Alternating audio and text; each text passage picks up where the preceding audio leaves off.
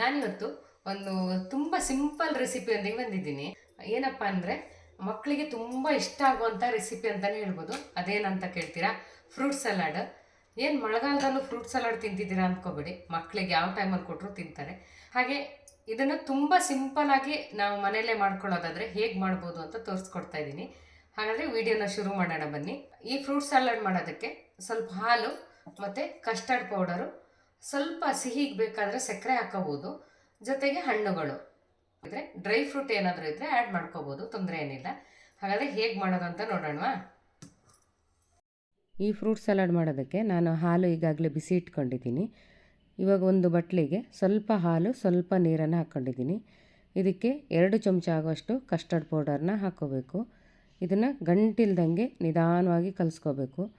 ಅರ್ಧ ಲೀಟ್ರ್ ಹಾಲಿಗಾದರೆ 2 ಚಮಚ custard powder ಬೇಕಾದಷ್ಟಾಗುತ್ತೆ.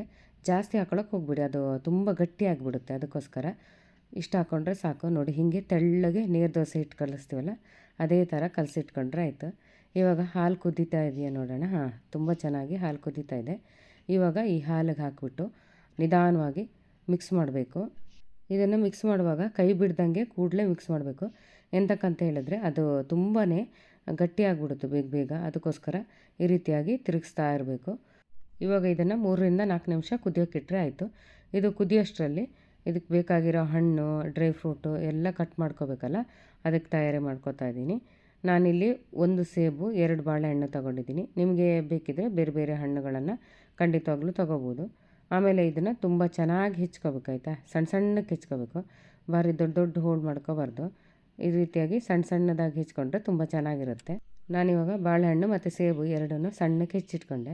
ಆಮೇಲೆ ಡ್ರೈ ಫ್ರೂಟ್ ಬೇಕಲ್ವ, ನಾನು ಬಾದಾಮಿ, ಗೋಡಂಬಿ ಮತ್ತು ಸ್ವಲ್ಪ ಪಿಸ್ತಾ ತಗೊಂಡಿನಿ.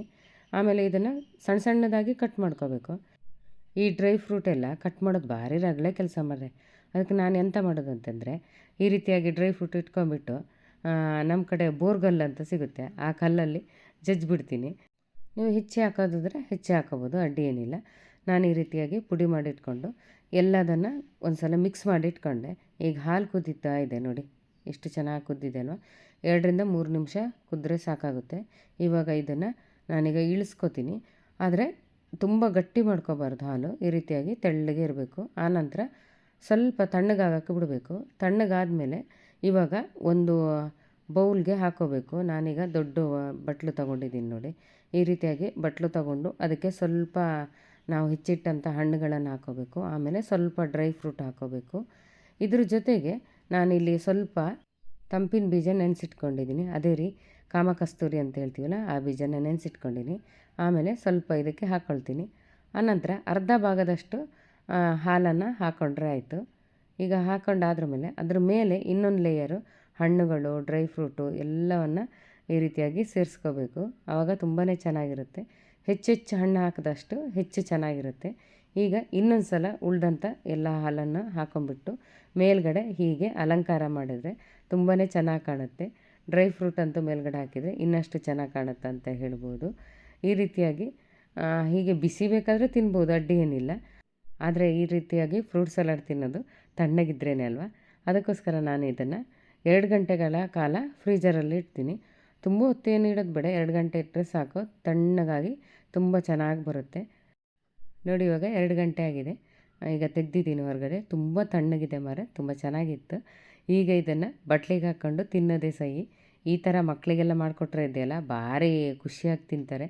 ನಿಮ್ಮನೇಲೂ ಈ ರೀತಿಯಾಗಿ ಮಾಡಿಕೊಂಡು ಮಕ್ಕಳಿಗೆ ಕೊಡಿ, ನೀವು ತಿನ್ನಿ. ಭಾಳ ಲಾಯ್ಕಿತ್ತು ಮಾರ್ರೆ. ಹಾಗಾದರೆ ನಿಮಗೆ ಈ ವಿಡಿಯೋ ಇಷ್ಟ ಆಯ್ತಲ್ಲ, ಇಷ್ಟ ಆದರೆ ಖಂಡಿತವಾಗ್ಲೂ ಒಂದು ಲೈಕ್ ಮಾಡಿ, ಶೇರ್ ಮಾಡಿ, ಹಾಗೆ ಸಬ್ಸ್ಕ್ರೈಬ್ ಮಾಡೋದು ಮಾತ್ರ ಮರಿಬೇಡಿ ಆಯಿತಾ. ರುಚಿ ಮಾತ್ರ ಭಾರಿ ಲಾಯ್ಕಾಗಿತ್ತು. ಹಾಗಾದರೆ ಇನ್ನೊಂದು ವಿಡಿಯೋದಲ್ಲಿ ಸಿಗಲಾ? ಹೋಗಿ ಬರ್ತೀನಿ. ಎಲ್ರಿಗೂ ಶುಭವಾಗಲಿ.